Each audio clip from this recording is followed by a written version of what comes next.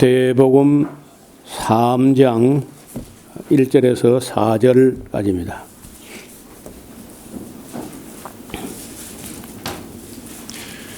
그때 세례 요한이 이르러 유대 광야에서 전파하여 가로되 회개하라 천국이 가까이 왔느니라 하였으니 저는 선지자 이사야로 말씀하신 자라 일렀으되 광야에 외치는 자의 소리가 있어 가로되 너희는 주의 길을 예비하라 그의 첩경을 평탄케 하라 하였느니라. 이 요한은 약대 털옷을 입고 허리에 가죽띠를 띠고 음식은 메뚜기와 석청이었더라. 아멘.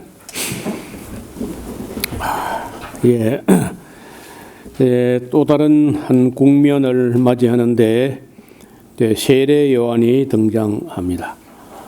세례 요한에 대해서는 우리가 많이 들어서 익히 알고 있는 바인데, 그래도 이분이 하신 말씀에 대한 해석은 개운하지 않은 데가 있고, 또 때로는 인용 자체가 명쾌하지 않고 또 합당하지 않은 인용이 가끔 있어가지고 어렵게 합니다. 어떻든 세례 요한이 나타날 때 그때는 아마도 세례 요한이 나이가 한 30살 정도 됐을 겁니다. 그리고 예수님도 6개월 뒤에 나서니까 약 한 30살 그런 정도죠. 그런데 맨 먼저 뭐라고 전파했냐 하면은 회개하라. 우리가 일반 회화처에서는 잘 안 쓰는 말이죠. 회개하라는 말이. 근데 실제로 구약 시대 예언자들도 이런 말 잘 안 쓰던 말이에요. 세례 요한부터 이제 아주 독특한 말씀이 선포된 건데, 회개하라는 말은 옛날에 부흥 강사나 이런 분들은 부흥했더라도 회개하라는 말을 했습니다. 그런데 작금에는 거의 교회에서 들어볼 수 없는 말이 됐어요. 그리고 이제 이 말이 우리말로는 돌이킬, 뉘우칠해 고칠게. 뉘우칠해 고칠게. 그래서 이제 상당히 이제 원어하고도 비슷하긴 한데, 그래도 딱 맞는 건 아니야. 헬라어로 메타노이아라고 하는 말은 메타라는 말이요. 그것도 좀 쉽지 않은 말이 넘어서라, 초월한다, 또 바꾼다. 바꾸는 게 조금 바꾸는 게 아니고 완전히 전환한다, 이런 의미를 갖고 있어요. 그래서 우리가 이런 물질계 보이는 세계, 만져지는 세계, 이런 세계를 피직스라고 하면은 보이지 않는 세계를 말할 때는 메타피직스인 거야. 그러니까 메타라는 게 어떤 넘어서는, 초월하는, 그 너머에 있는 이런 의미인데, 노이아라는 말은 정신, 생각. 그러니까 이걸 이제 메타노이아를 리펜탄스라고도 영어로 번역하는데, 그것도 참 어려운 말이에요. 생각이나 사고나 목적이나 이런 걸 완전히 바꾸라. 다시 말하면 지금까지의 사고방식이나 생활 방식이나 목적이나 조금 좀 바꾸라, 이런 게 아니고 완전히 바꾼다. 메타라는 것은 거의 초월할 정도로 바꾼다, 그런 이야기인데 참 어려운 말이에요. 그래서 회개하라, 메타노이아, 정신, 이성, 정신, 마음 완전히 바꾸라. 천국이, 하나님 나라가,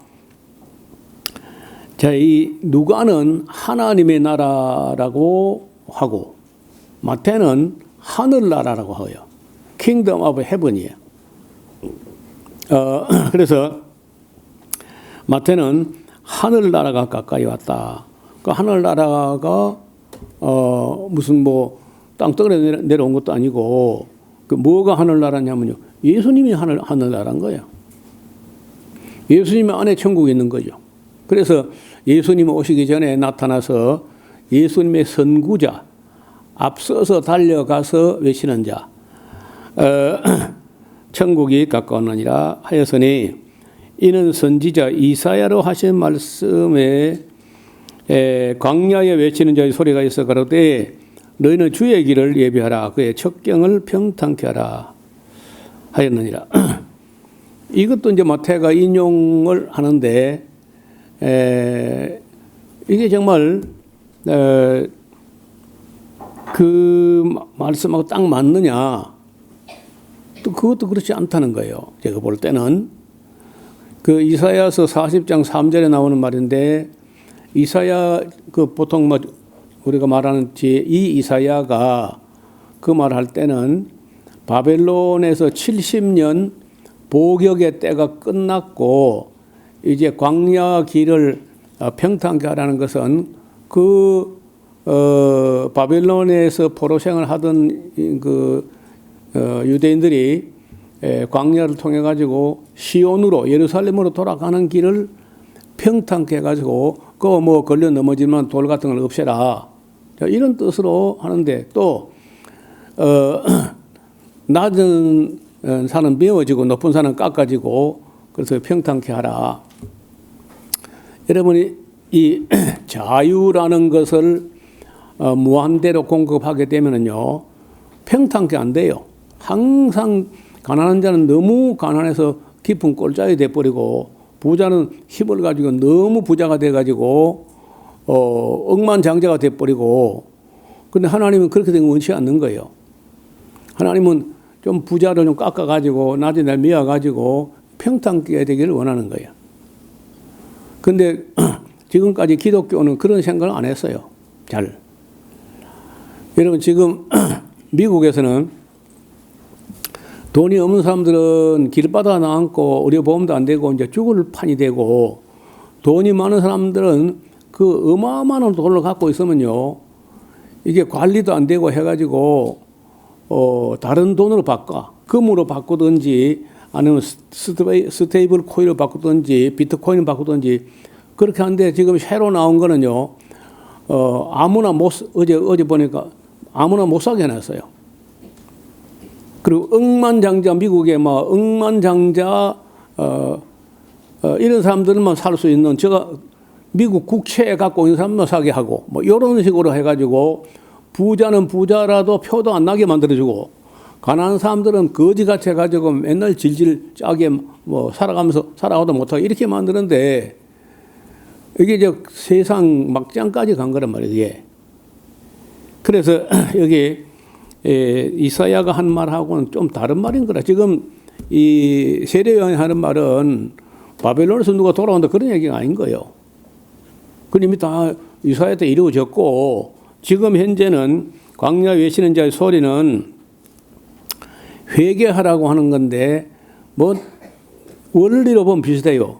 여러분 언제나 보면은 머리 좋고 권력 있고 힘 있는 사람들은 떵떵거리고 잘 살고 심지어 로마 시대인데도 불구하고 그 어려운 사람들은 이래도 어렵고 저래도 없고 뭐 어려운 거예요. 그래서 그 회개하라고 할 때 가난한 사람도 물론 회개해야 되지만은 부자들 가진 사람들 권력자들 이런 사람 보고 이제 회개하는데 그 회개 안 해요 또 그런 사람들도. 그래서 4절에 이 요한은 옷을 입은 걸 보니까 약대 털옷을 입었다니까 민크 코트를 입었는가 보다. 근데 약 털옷 중에서요 제일 거칠고 제일 싸굴빼기고 그런 게 낙타 가죽이라. 제가 몽골 갔을 때 낙타 가죽으로 만들었다 하고는 털이 있기는 있는데 털이 있고 가죽도 있으니까 털 가죽 모피죠 모피. 근데 그 쫓기는데 그걸 입으면 꼼짝이지를 못해요. 뻣뻣해가지고. 이거 뭐 부드러워야 그게 뭐 모피 코트지. 쫓긴데도 그리고 너무 크고 뻣뻣하고 뭐 때가리도 없고 그러니까 그게 약대 가지고 털을 만든 건 좋은 털이 아닌 거예요. 예. 제일 싸구려 뭐 거칠고 그런 걸 입었는데 그러니까 그럴 때 이런 그 가죽 털옷 이런 거는요 가난해 가지고 그 비단 다시 말하면 길쌈을 통해서 고급 섬유질로 만든 걸 입을 형편이 안 되는 사람이 털옷을 입는 겁니다. 그래, 그건 우리는 이제 우리 같으면 이런 무명배나 삼병 이런 거는 가난한 사람도 입는 것이고 털옷은 비싼 옷이다 이렇게 하는데 전혀 거꾸로입니다. 거기에 약대 털옷을 입었다는 것은 세상 싸구려 옷을 입었다 그런 뜻이에요. 그리고 허리에 가죽들을 띠고 먹는 음식은 메뚜기와 석청이더라. 그러니까 정식으로 농사를 지은 어떤 상에 차려놓고 진수성찬 이런 게 아니고 그냥 자연식인 거야. 들어가다가 뭐 메뚜기 있으면 그냥 몇 마리 잡아서 주워서 먹고 또 가서 바위 틈에 머리 날아다니면 그냥 바위 굴러내고 또 뭐 한 움큼 꿀 움켜 먹고 이제 이렇게 한다는 것이지.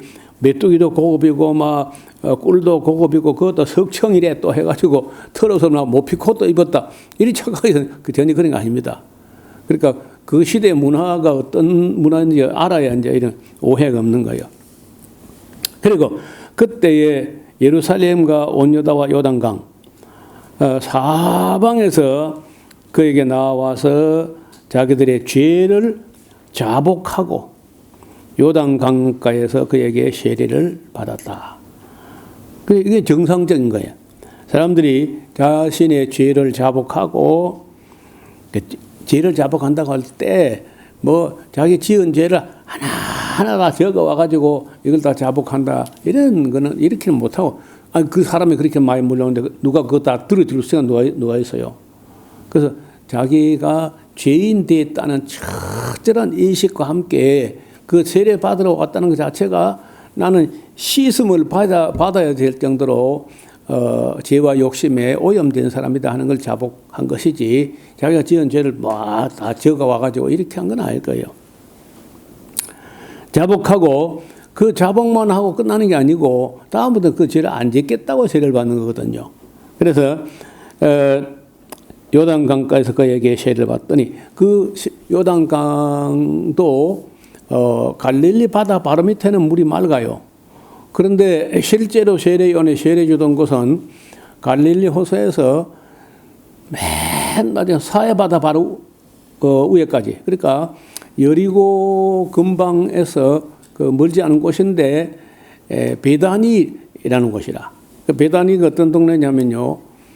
그 요단강 하구 언덕 위에 나환자들이 이 집성촌처럼 만들어서 그래 격리된 마을이에요.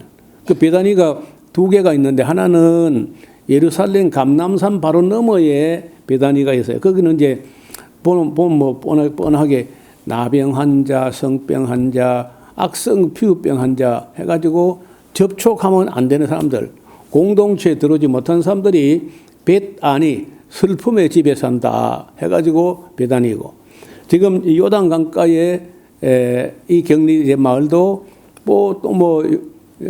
그 성병 환자나 나병이나 악성 피부병이나 이런 병을 앓고 있는 사람이 사는 곳이라. 그리고 바로 그 앞에 그 요단 강가에서 세례를 주니까 누가 보면 불결해 보이는 거죠.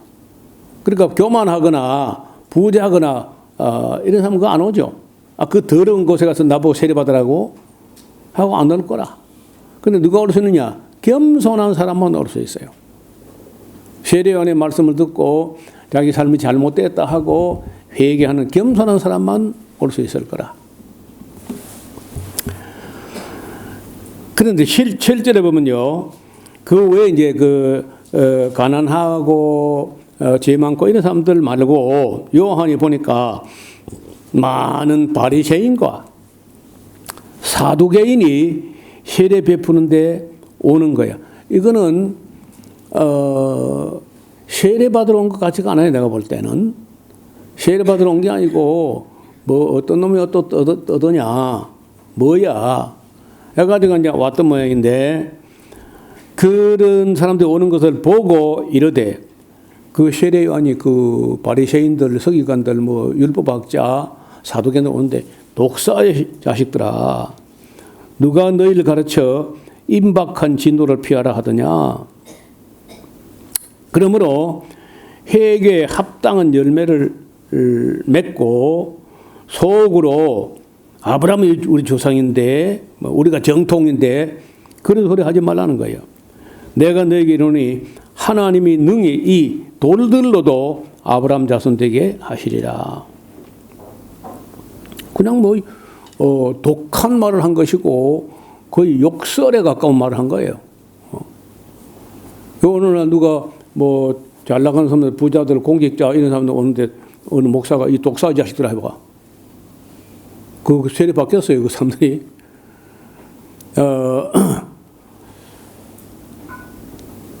10절 보시면 이미 도끼가 나무 뿌리에 놓였으니 좋은 열매 맺지 않는 나무보다 찍어 불에 던진다. 그 줄을 꺼내 찍어 불에 던진다.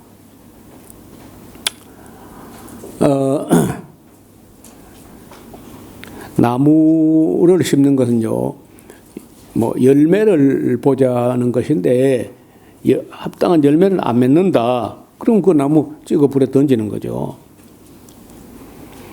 그리고 또 11절은 또 11절 12절은 매우 중요한데 나는 너희로 세례요한이 나는 너희로 그저 회개케 하기 위하여 물로 세례를 주는 정도. 그 물로 세례를 주거니와 내 뒤에 오시는 이는 나보다 능력이 많으신데 나는 그의 신을 들기도 감당치 못하겠노라. 뭐 보나마나 예수님을 이야기합니다. 근데 예수님이 자기보다 6개월 뒤에 태어났는데 자기보다 능력이 많으시고 자기는 물로 그저 세례를 주는 정도인데 그분은 그는 성령과 불로 너에게 세례를 주실 것이요. 요 구절에 항상 많은 사람들이 오해를 하기 때문에 특별히 언급을 하는 겁니다. 자, 성령과 불로 준다 하니까 이게 바로 불세례다. 요한은 물세례고 예수님은 불세례다. 그 불세례는 무슨 분이냐? 성령 불이다. 이렇게 하는데 그 내가 보려는 문법적으로 맥락을 볼 때 그 해석이 잘못된 거예요. 성령의 세례하고 불세례 이렇게 나눠야 돼요. 그 성령의 세례는 회개하고 거듭나고 좋은 사람 되게 하는 세례고 불세례는요 불로 태우는 세례야. 근데 그렇게 말하는 사람들은 우리 에스라우스 강사들하고 몇몇 사람밖에 없어요. 대부분 오순절 개통 방언하는 사람들 이런 사람 불세례가 성령 세례다. 그래서 요한은 물세례, 예수님 성령 불세례 해가지고 불 받아라. 불길 같은 성령이여 빈들이 마른 풀같이 뭐 하고 계속 불세례 하면서 그러다 보면 내가 본 데는요 그런 세례 받은 사람 그 불세례가 다 악령 세례고 마귀 세례야. 불덩어리 받았다는 사람 만나보면은 간증을 잘 들어보면 가짜. 여기서 말하는 불은요, 그 열매 맺지 않는 가지를 찍어 불에 던져버리는 그런 세례인 거예요. 그 뒤에 또 나와요. 어떻게 하느냐? 더 구체적으로 설명하는데 12절 손에 키라는 걸 우리 경상도 챙이야 챙이 이렇게 까부는 거 알고가 쪽정이를 알고 남고 쪽정이 날아가게 하는 이 키를 들고 자기의 타작마당을 정하게 해서 알곡은 모아 곡간에 들이고 쭉정이는 꺼지지 않는 불에 태우는 게 불세례야. 심판의 세례인 거예요. 이렇게 하는 게 맞는 것 같은데 그래서 우리 에스라우스 강사들은 대개 이렇게 합니다. 그 외에 다른 분들도 몇 분이 그래 하는데 일반적으로 방언 장사하는 목사는 그래 안 해. 꼭 불세례가 불성령이다 하면서 불 받아라. 그래 불 받게 하려고 막 복음 선거는 열불 나게 불러도 손바닥에 불이 날 때까지 막 두드려 패가지고 그렇게 몰아가는 거예요. 그리고 이거 한 구절 딱 잘못 보면서 사람들은 엉뚱한 대로 몰아간다. 막 그러고 있는데 이때 예수께서 갈릴리로부터 요단강에 이르러 요한에게 세례를 받으러 왔습니다. 그 요한이 말려 가로되 내가 당신에게 세례를 받아야 할 터인데 당신이 내게로 오시나이까. 뭐 잘못됐다는 거예요. 요한 볼 때. 예수께서 대답하여 가라사대 이제 허락하라. 우리가 이와 같이 하여 모든 의를 이루는 것이 마땅하니라 하신데 이에 요한이 허락하시니라. 왜 예수님이 세례를 받았느냐? 예수님 죄가 없잖아요. 씻을 죄도 없고 회개할 죄도 없어. 그런데 왜 세례를 받느냐? 그 뒤로 보면요, 그 사람들이 세례 요한의 세례가 하늘로서냐 사람에게로서냐 이 문제가 나요. 그럼 만약에 예수님 세례를 안 받았으면요, 하늘로서 세례 요한의 건의가 왔다면은 당신 왜 세례 안 받았냐 이럴 거란 말이에요. 그래서 예수님이 세례 요한의 그 회개 세례를 정당한 거로 인정한 것이 예수님이 세례 받으신 거예요. 안 받으셨으면 틀린 말씀이 났을 거라. 예수께서 세례를 받으시고 곧 물에서 올라오실 때 하늘이 열리고 하나님의 성령이 비둘기 같이 내려 자기 위에 임하심을 보시더니 그때 하늘에서 소리가 있어 말씀하시되 이는 내 사랑하는 아들이요 내 기뻐하는 자라 하시더라. 여러분 자주 안 보이는데 신구약 성경 한 몇 군데에서 성부, 성자, 성령이 한 자리에 계시된 거예요. 그 하늘에서는 성부 아버지의 음성이 들리고 물에서는 성자 예수님이 올라오시고 성령은 비둘기 같이 형상으로 예수님 위에 머물렀었다. 이래서 한 자리에 성부, 성자, 성령의 해후가 이루어집니다. 그리고 거기서 놀라운 이야기가 나타나는데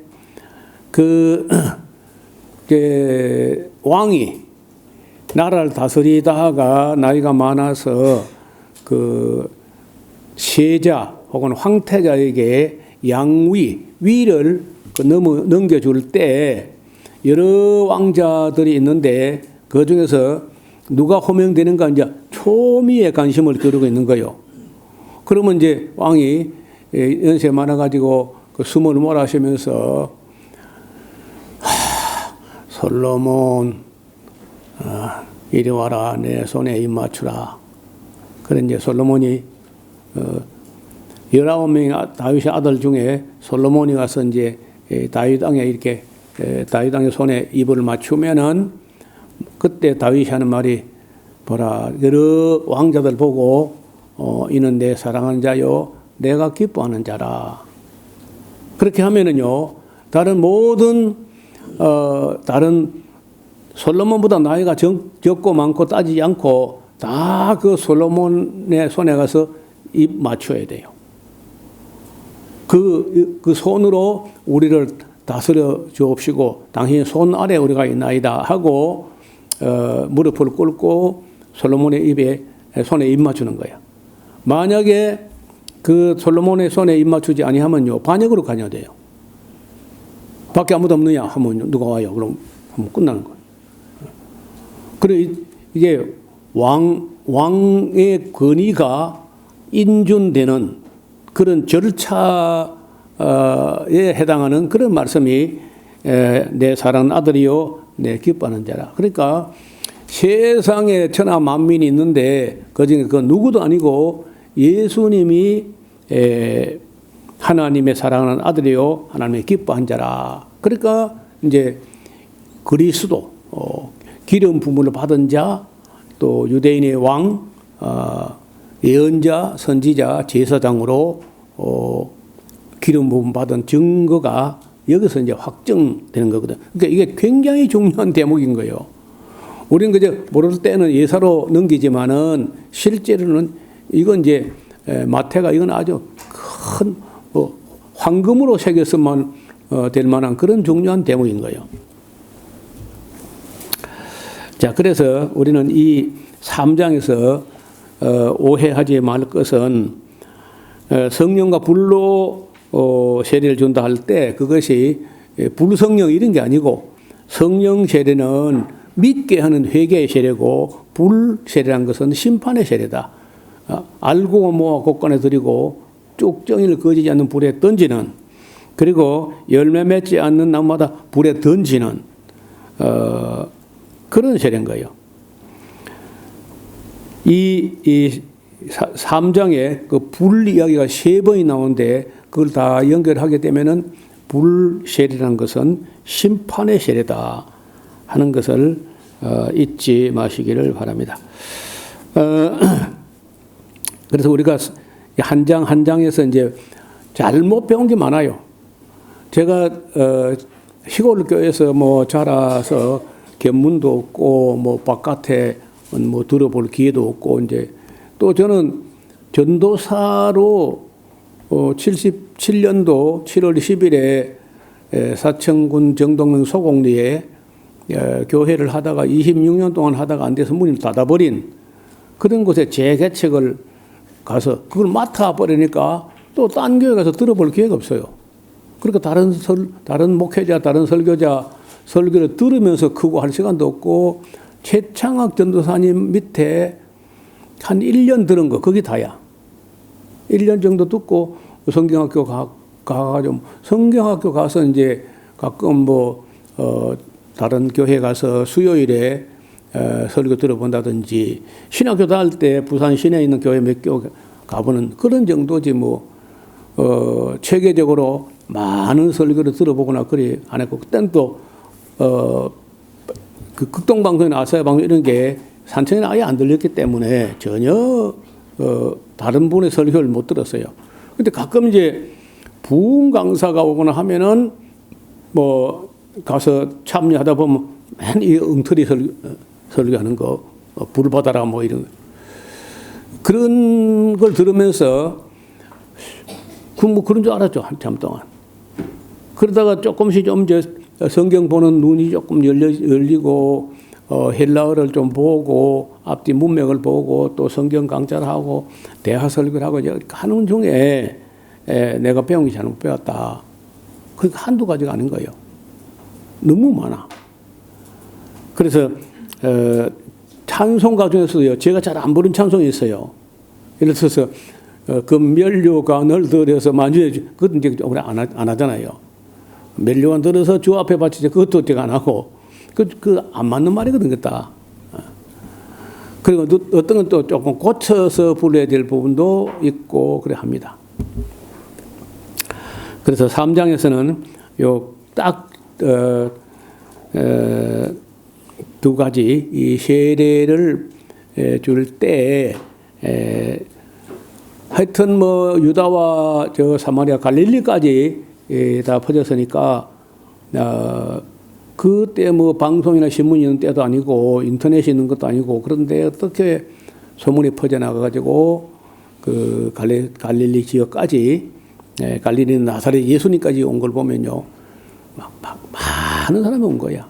심지어 그 워낙 많은 사람이 오니까 몇 사람 오는 것 같으면요 그 바리새인 사두개인들이 안 옵니다. 너무 많은 사람들이 몰려오니까 저 어디서 누가 무슨 짓 한 거 가보자 하고 이제 살펴도 볼 겸 그래 왔을 거란 말이야. 전혀 회개할 마음으로 온 게 아닌 거야. 그래서 세례요한에게 이제 욕만 된통으로 먹었죠. 독사의 자식들아. 근데 그때 뭐 세례요한이 나이가 많으냐 하면 나이도 아마 한 30살쯤 되는데 그 나이 지긋한 그런 유대교 지도자들이 오는데 독사의 자식들아 이렇게 한 거예요. 누가 너희를 가르쳐 임박한 진노를 피하라 하더냐. 여러분 이들이 이때에 회개 안 했을 것은 뻔한 일이고, 그리고 예수님 십자가에 못 박힐 때 막 십자가에 못 박아서서 하고 선동했던 사람들이고, 그리고 AD 70년에 이들은 그 로마 티투스 장군에 의해 가지고 예루살렘 시 안에서 100만 명이 굶어 죽습니다. 그리고 한 9만 명이 남아, 건강한 사람 9만 명 남은 사람을 로마로 끌고 가가지고 원형극장 콜로세움 그거 건축하는데 노동자로 죽을 고생을 했죠. 그래가지고 유대인 손으로 유대인 포로들 10만 명이 가서 콜로세움 극장 짓는데 지어놓고는 기독교인 끌어다가 또 거기다가 사자 밥으로 던지고 사자하고 싸우게 하고 검투사하고 싸우게 하고 이제 이런 짓 한 거라. 그러니까 그 로마도 이제 그래 오래 안 가고 이제 망해버렸죠. 그리고 오히려 남은 기독교 395년에 기독교가 데오도시우스 황제 때 기독교가 국교가 되는. 그래서 정말 그리스도인들이 총도 칼도 쓰지 않고 선으로 악을 이겨가지고 그 그리스 철학도 이기고 로마의 군사력도 이기고 기독교가 국교가 되는 그런 싸움을 싸웠다는 거예요. 그래서 성경에 있는 대로 진짜 이 초대교회 사람들은 성경을 문자대로 산상보훈을 문자대로 실천합니다. 선으로 악을 이기는 거예요. 다른 걸로는 이게 여러분 피를 갖고 피를 쓸 수 없는 것이고 악으로는 악을 이겨도 이긴 게 아니야. 우리 기독교인들이 원래 산상보훈에 있는 진리가 선으로서 악을 이기라. 대단한 윤리인데 지금부터 2000년 전에 예수님과 사도 바울이 한 그 말대로 해서 기독교가 국교가 된. 문제는 그 다음이야. 기독교가 국교가 되고 나니까 기독교를 수용하지 않으면은요 관공직에 못 나가고 중직을 맡을 수 없는 거야. 그러니까 그날부터 이제 가짜 신자가 들어오게 되는 거예요. 얼마 전에 미국에 그 죽은 찰리 커크라는 사람이 있잖아요. 젊은 사람, 30살짜리. 그 사람이 미국을 완전히 기독교 국가로 만들어가지고 어쩌고 저쩌고 떠들었거든. 트럼프하고다. 지금 부통령하고. J.D. 벤스 부통령, 그 다 기독교 국교로 만들었던. 기독교 국교를 하면요, 바로 타락합니다. 이승만 대통령 때 대통령이 장로니까요. 장차관들이 다 믿는다는 건 전부 가짜 신자입니다. 그다. 김중곤 목사라고 옛날에 대학생 선교회 총재가 있었는데 이분도요. 푸르고 푸른 그리스도의 계절이 오게 기독교가 국교가 되는 푸르고 푸른 그리스도의 계절이 오게 하자. 그 훌륭한 분인데도 역사를 문학 박사거든 그분이. 그렇게 훌륭한 분인데 설교도 잘하고 강의도 잘하고 여러분 그 김중곤 목사를 보면 생기기도 그 대한민국 목사 중에 제일 잘생긴 것 같아.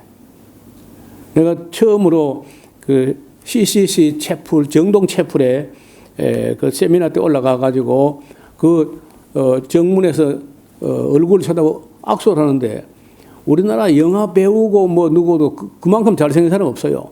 근데 얼굴만 잘생긴 게 아니라 음성도 좋고 말도 잘하고 참 한국의 대학생 총재가 될 만한 참 인물이었어요. 근데 그분이 그 기독교가 국교가 되게 그렇게 그 사람의 표어처럼 했는데 제가 하는데 기독교가 국교가 되면요 교회가 나태해지거나 전도를 안 하거나 변질되거나 가짜 신자가 교회에 들어옵니다. 그래서 너무 박해도 너무 심하면 곤란하지만은 예수 믿으면 좀 손해봐야 돼요. 예수 믿으면 좀 손해보는 나라여야 이 교회가 순수하다고. 지금 중국 같은 경우, 중국이 그렇잖아. 중국이 예수 믿으면 범사에 손해봐요. 그러니까 출세하고 뭐 이런 사람들은 교회 안 나와. 그 어렵고 손해보면서도 신앙생활을 이어가는 그 사람들이 진짜 신앙인.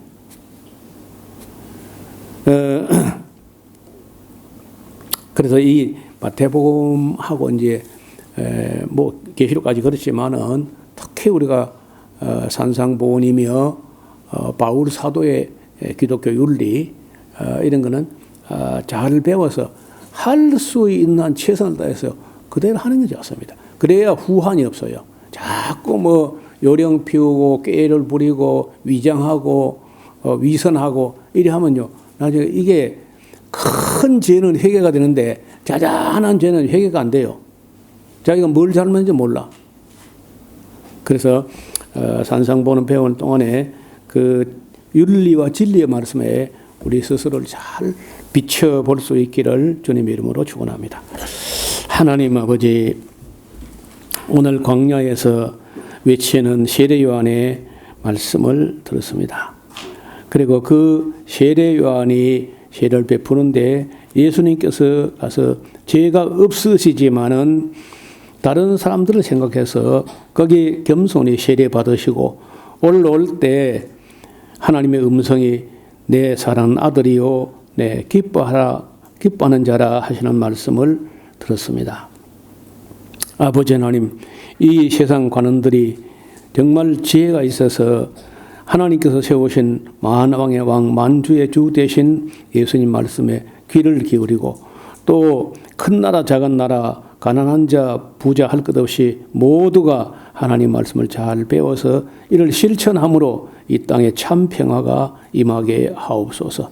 온 세상은 지금도 그 어려운 삶을 사는 도중에 또 사회가 불안해지고 전쟁이 터지고 너무 많은 고통이 이 땅에 아직도 만연되고 있습니다. 하나님께서 은혜를 베푸사 이 땅에 다시 한번 우리 주 예수 그리스도를 배움으로써 새로운 삶을 살아가게 하옵소서. 예수님 이름으로 기도하옵나이다. 아멘.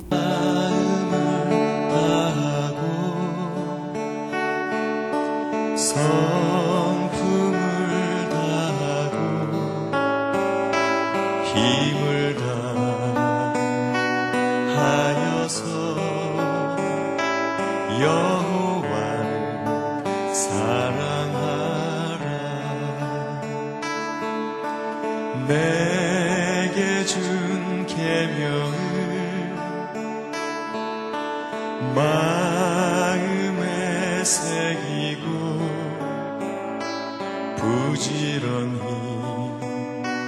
부지런히 이웃에게 전하여라. 그러면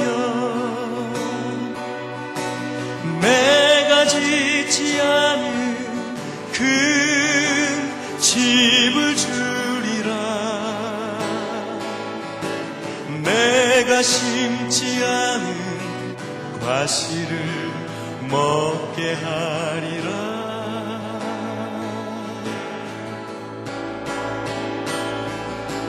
그러나 한 가지 잊지는 말아라. 죄인